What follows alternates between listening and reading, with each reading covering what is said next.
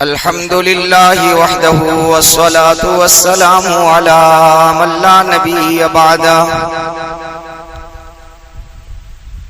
أما بعد فأعوذ بالله من الشيطان الرجيم بسم الله الرحمن الرحيم وعد الله الذين آمنوا وعملوا الصالحات منكم ليستخلفنهم في الأرض كما استخلف الذين من قبلهم صدق الله العظيم.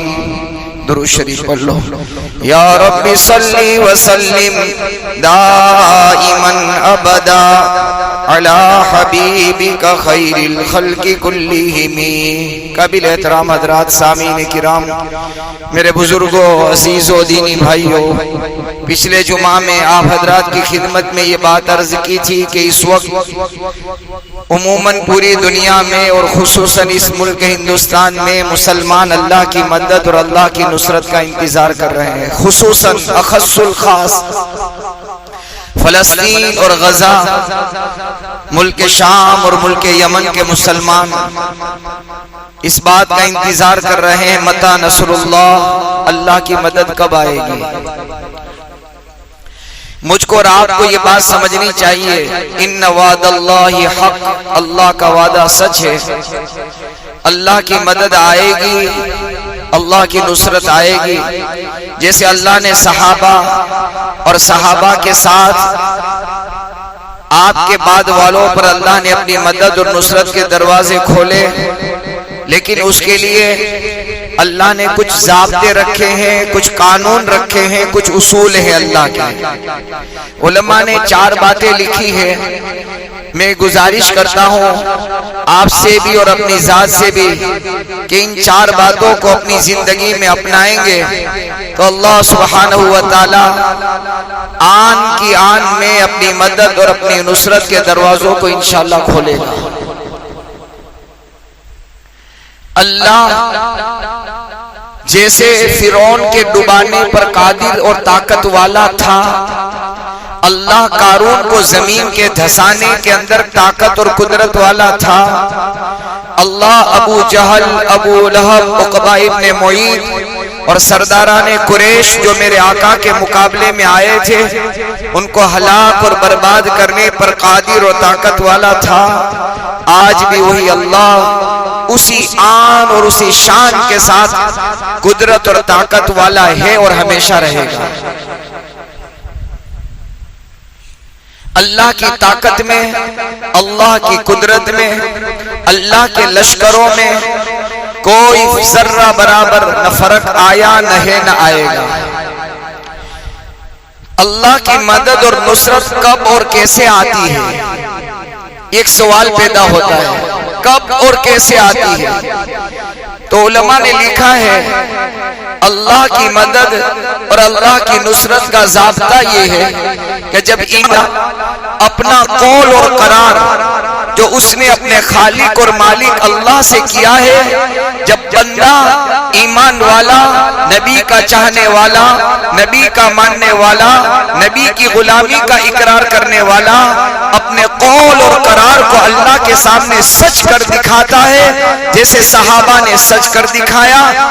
دنیا نے دیکھا کہ صحابہ کی مدد نصرت اللہ نے آن کی آن میں کی، جو تصور نہیں کیا جا سکتا تھا، سوچا نہیں جا سکتا تھا کہ ایسی کمزوری کے عالم میں صحابہ کی مدد آئے گی اور صحابہ کامیاب ہوں گے. اللہ نے صحابہ کی مدد اس بنیاد پر کی کہ اپنے قول اور قرار اور اپنے وعدوں کو اللہ کے سامنے سچ کر دکھایا.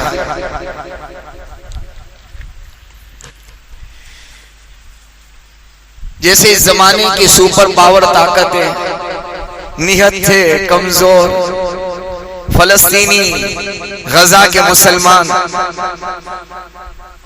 ساری دنیا کی باطل طاقتیں ایک جگہ جمع ہو چکی ہیں. لیکن گھبرانا نہیں، مایوس مت ہونا. یہ اس وقت دنیا کی باطل طاقتوں کا جمع ہونا یہ میرے نبی محمد الرسول اللہ کا فرمان کا پورا ہونا اور پیشن گوئی کا پورا ہونا ہے. میرے محبوب نے فرمایا تھا وقت آئے گا ساری طاقتیں جمع ہو کر سب کو بلائے گی کہ ان کو کھا جاؤ. حضرت ثوبان رضی اللہ تعالیٰ عنہ کی روایت شاید میں نے پچھلے جمعہ میں عرض کی تھی. تو یہ ہو رہا ہے، یہ اللہ کا فیصلہ ہے. اور ایک اور بات سمجھ لینا، اللہ کی مدد اور نصرت سے پہلے مجھ کو اور آپ کو چوکنا ہونے کی ضرورت ہے، آگاہ ہونے کی ضرورت ہے. اللہ کی مدد سے پہلے اللہ ایمان والے اور منافقوں کو جن کے ایمان میں کھوٹ ہے، اللہ دونوں کو الگ کرے گا. دونوں الگ ہوں گے، چھٹائی ہونے والی ہے. جیسے کئی کچرا نکالنا ہو تو آدمی چھلنی کے اندر، گھینی کے اندر کوئی چیز ڈال کر کچرا نکال لیتا ہے. یہ وقت اور زمانہ نظر آتا ہے کہ اللہ دونوں کو الگ کرنا چاہتا ہے. ایماندار ہونے کا دعویٰ تو دنیا میں کروڑوں مسلمان کا ہے. ہم ایماندار ہیں. ایک نماز پڑھنے والا، زکات دینے والا، حج کرنے والا، صدقات اور زندگی کے سارے شعبوں کو پورا کرنے والا اور 100% کامل ایمان والا، اس کا دعویٰ بھی ہے کہ میں ایماندار ہوں، مسلمان ہوں. اور ایک 5 وقتہ نماز تو کیا، ہفتہ بھر، مہینہ بھر نمازوں کو چھوڑنے والا، اللہ سے بغاوت کرنے والا، اسے بھی کھڑا کر کے پوچھ لیا جاوے کہ تو کون ہے، تو وہ بھی کہے گا میں مسلمان اور ایماندار. دعویٰ سب کا ہے، لیکن فرق کہاں نظر آتا ہے کہ بندہ اپنے وعدے میں سچا ہے یا نہیں ہے، وہ وقت پر پتہ چلتا ہے. بہرحال اللہ سبحانہ و تعالیٰ نے قرآن کریم میں اعلان فرمایا ہے، اے ایمان والو، اللہ کا وعدہ ہے، وعد اللہ الذین آمنوا منکم وعملوا الصالحات. ایمان والوں سے اور نیک اعمال کرنے والوں سے اللہ قرآن میں وعدہ لے رہا ہے اور وعدہ کر رہا ہے. لَيَسْتَخْلِفَنَّهُمْ فِي الْأَرْضِ، زمین پر تمہاری حکومت ہوگی، تمہاری سلطنت ہوگی، تمہاری بات چلے گی، تمہارا نام چلے گا، تمہارا سکہ چلے گا. کیسے؟ جیسے تم سے پہلے لوگوں کو اللہ نے زمین پر حکومت عطا کی. صحابہ کیا تھے؟ تو کہ کچھ نہیں تھے. پھر کیا ہوئے؟ تو کہ ان کی بات دنیا میں چلی. کہاں چلی؟ تو کہ روم کے بادشاہ کے دربار میں چلی. کسرا اور قیصر کے تخت و تاج کے سامنے چلی ان کی بات، اور دنیا کو ان کی بات کے ماننے پر مجبور ہونا پڑا. ماننا پڑا کہ صحابہ جو کہتے ہیں اسی کے ماننے میں دنیا آخرت کی سلامتی ہے. بہرحال ماضی اور بھوتکار کی تاریخ اور اتہاس اس بات کی گواہ ہے کہ جب ایمان والوں نے اپنا وعدہ اللہ کے سامنے سچ کر دکھایا تو اللہ نے بھی اپنا وعدہ سچ کر دکھایا. ان وعد اللہ حق، اللہ اپنے وعدے میں سچے ہیں. چنانچہ جس زمانے میں دو دنیا کی سپر پاور طاقتیں جن کا دنیا میں لوہا مانا جاتا تھا، دنیا یوں کہتی تھی کہ زمین پر اگر کوئی طاقت ہے تو دو ہے، ایک قیصر اور ایک کسرا. چنانچہ جب ملک روم کے خلاف، ہرقل شاہ روم کے خلاف مسلمانوں کی بہت جنگیں ہوئی، ہر محاذ پر، ہر مقابلے میں شاہ ہرقل کا لشکر ناکام ہوا، ذلیل ہوا، پسپا ہوا، اور ذلت کے ساتھ، ناکامی کے ساتھ ان کو پیچھے جانا پڑا.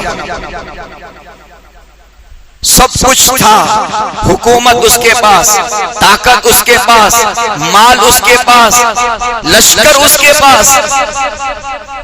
جس طرح آج کی دنیا کی باطل طاقتیں کہتے ہیں کہ زمین کی تہ میں کیا ہے ہمیں پتہ چل جاتا ہے. آسمانوں سے میلوں میل کے فاصلے سے زمین کی تہ کے اندر اگر سرنگوں کے اندر ہیں تو وہ پتہ لگا لیتے ہیں کہ وہاں کیا ہے. وہ ٹیکنالوجی کا دور یہ چل رہا ہے. اس زمانے میں جب بار بار ملک روم ناکام ہوتا رہا تو ہرقل ہرقل شاہ روم کے بادشاہ ہرقل نے اپنے فوجیوں کو بلایا، دانشوروں کو جمع کیا، سمجھداروں کو بلایا کہ ہم ناکام کیوں ہو رہے ہیں؟ پہلا سوال یہ کیا کہ تمہارے مقابلے میں آنے والے انسان ہی یا کوئی اور مخلوق ہے؟ کہاں ہمارے جیسے انسان ہے، تو ناکام کیوں ہو رہے ہیں؟ ہمیں شکست کیوں ہو رہی ہے؟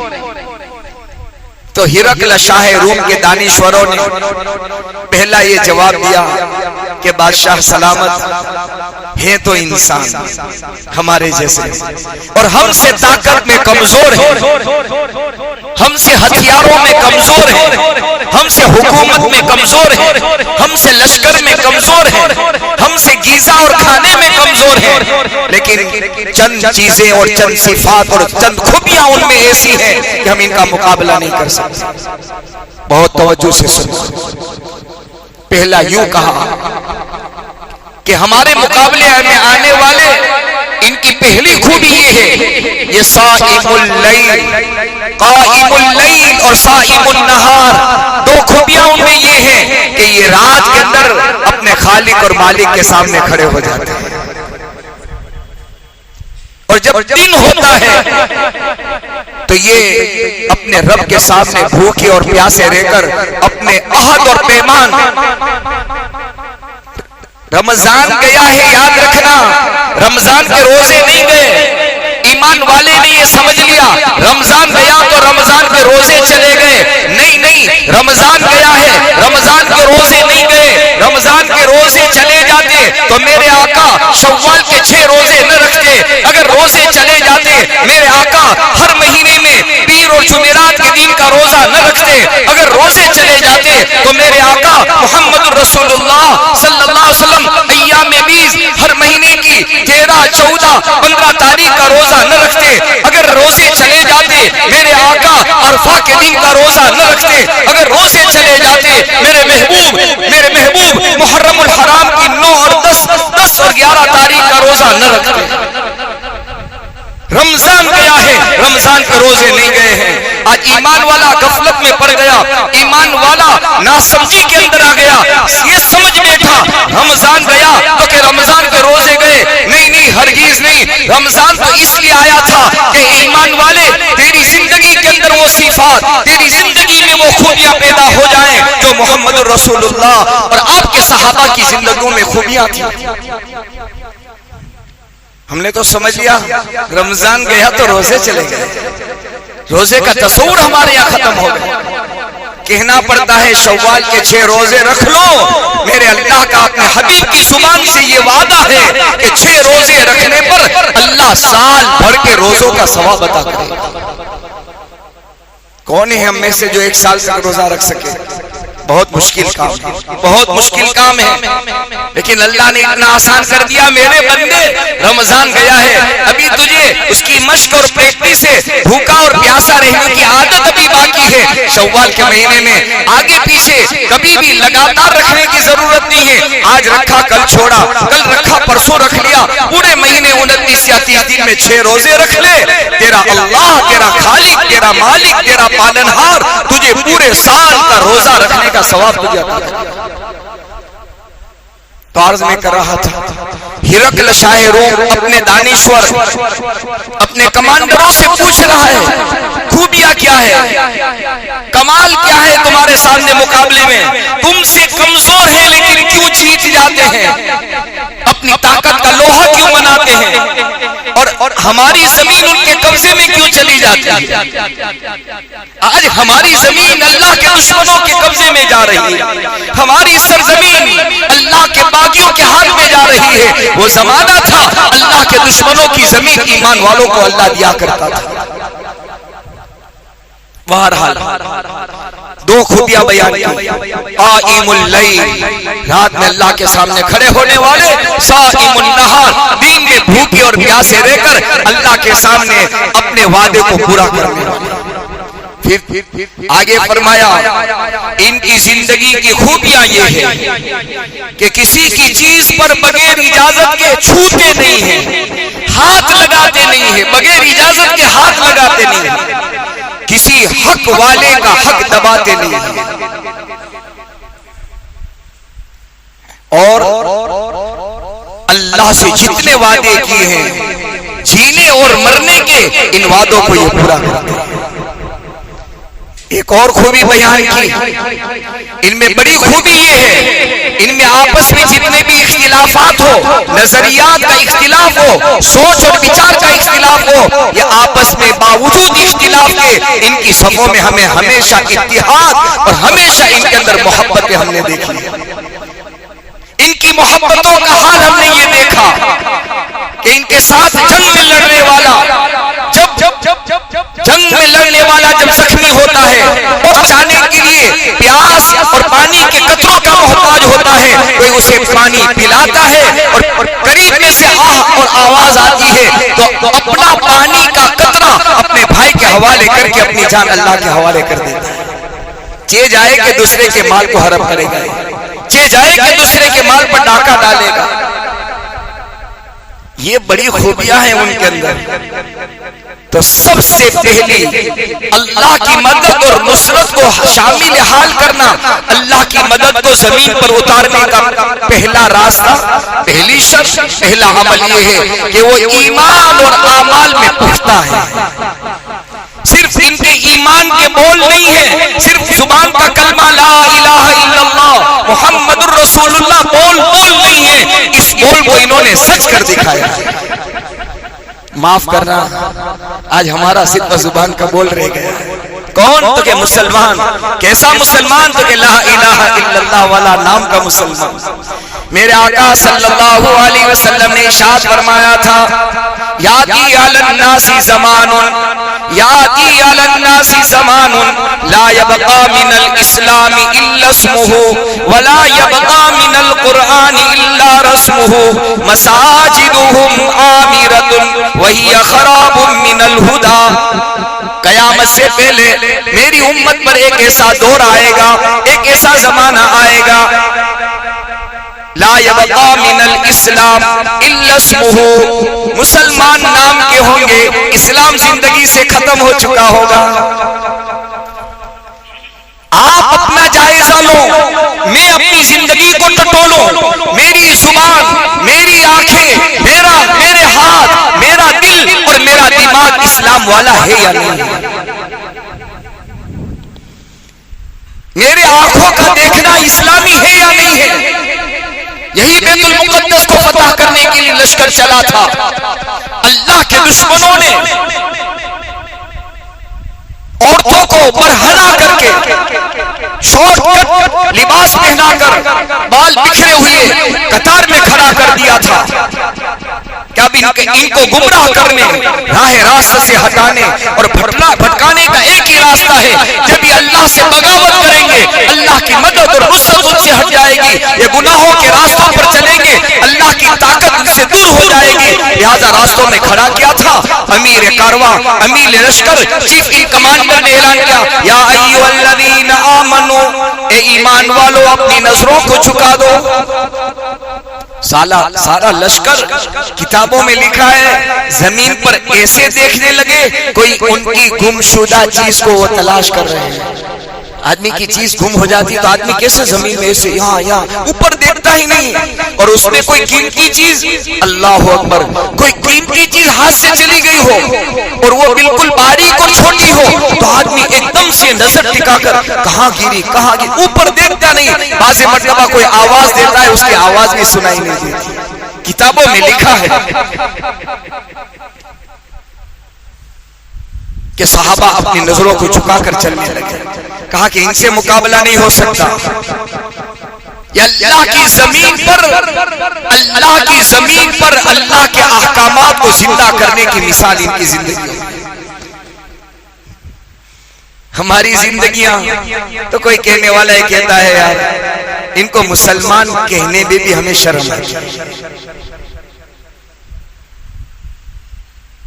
کہاں تھے اور کہاں چلے گئے؟ تو پہلی اللہ کی مدد، اللہ کی نصرت کے زمین پر اتارنے کا کہ ایمانی اور اعمال دونوں میں پختگی. ایمان تو اللہ نے دے دیا ہے ماں کی گود میں، اب ایمانی تقاضوں کو پورا کرنا. ہمارا سب سے پہلا ایمان کا تقاضا ابھی نمازیں پوری نہیں ہو رہی، اور امت اللہ کی مدد کا انتظار کر رہی ہے. مسجدیں ویران ہو، مسجدیں خالی ہو اور اللہ کی مدد آ جائے، ہو ہی نہیں سکتا، ہو نہیں سکتا. مدد تو اللہ کی سجدوں سے آئے گی، نمازوں سے آئے گی، دعاؤں سے آئے گی، اور اس سے مدد مانگنے سے آئے گی. مدد مانگنے کا راستہ ہی ہم نے بند کر دیا، اللہ کی مدد کیسے آئے گی؟ قنوت نازلہ نماز میں تو پڑھی جاتی ہے. کیوں پڑھی جاتی ہے؟ کہ اللہ کے دشمن چڑھائی کر چکے ہیں، مقابلے پر آ چکے ہیں، ایمان والوں کو مغلوب کر چکے ہیں، ایمان والے زیر ہو چکے ہیں. میرے اللہ، اللہم اہدنا فیمن ہدیت، اللہم عافنا فیمن عافیت وتولنا فیمن. یہ دعا ہے اللہ سے مدد حاصل کرنے کی، لیکن کہاں سے؟ تو کہ نماز میں آئے گا تو یہ دعا پڑھے گا، آئے گا نہیں کہاں سے دعا پڑھے گا؟ بہرحال ایمان اور اعمال میں پختگی. لَيَسْتَخْلِفَنَّهُمْ فِي الْأَرْضِ كَمَا اسْتَخْلَفَ الَّذِينَ مِنْ قَبْلِهِمْ وَلَيُمَكِّنَنَّ لَهُمُ الْأَرْضَ.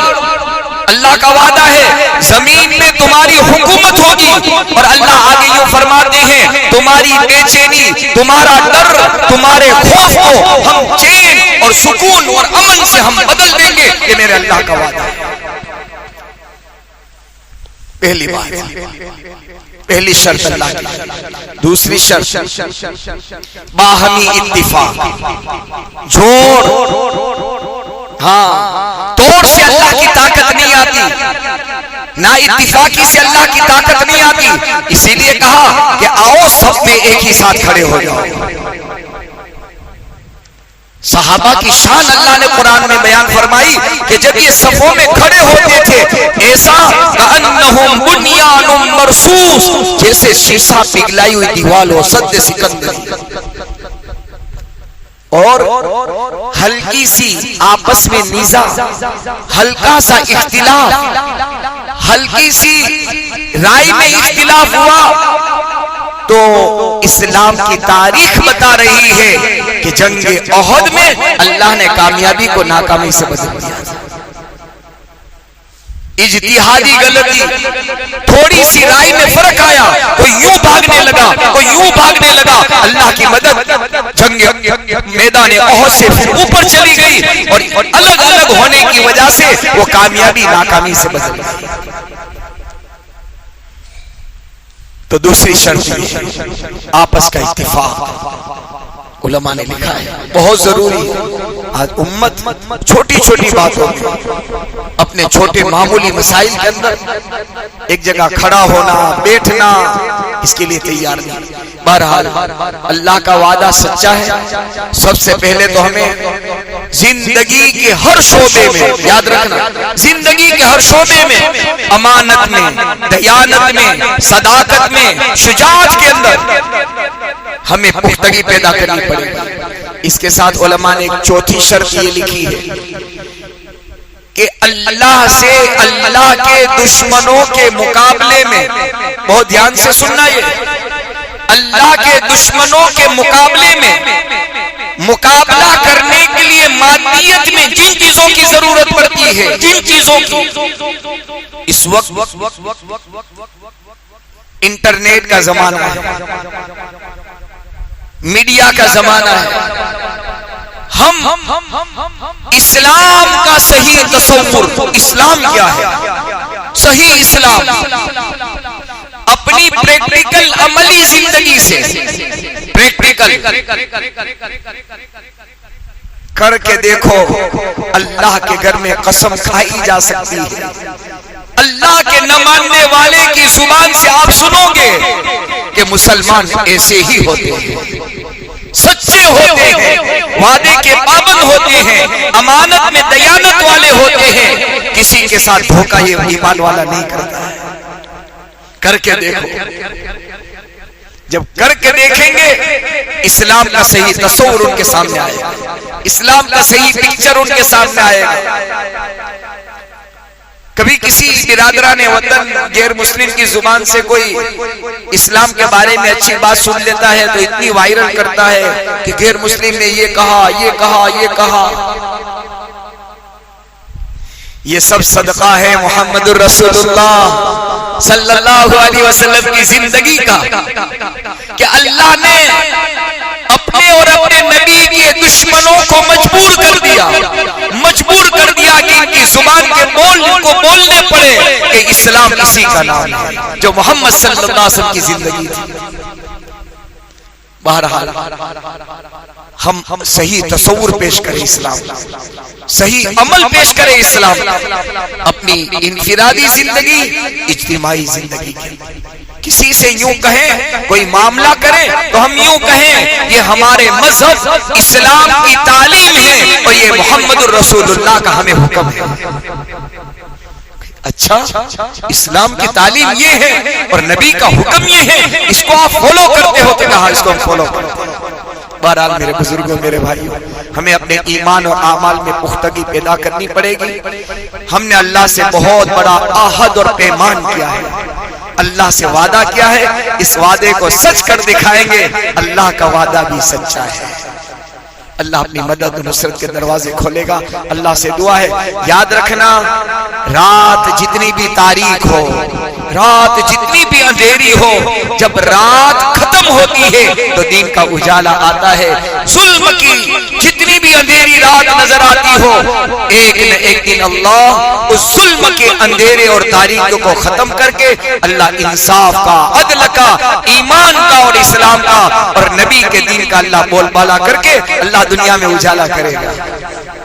اللہ اجالا کرے گا. اس کے لیے کچھ ہمیں بھی کرنا پڑے گا. گھر میں بیٹھ کر نہیں ہوگا، ایمانی زندگی کو اپنانا پڑے گا. میں محتاج ہوں، آپ بھی محتاج ہیں.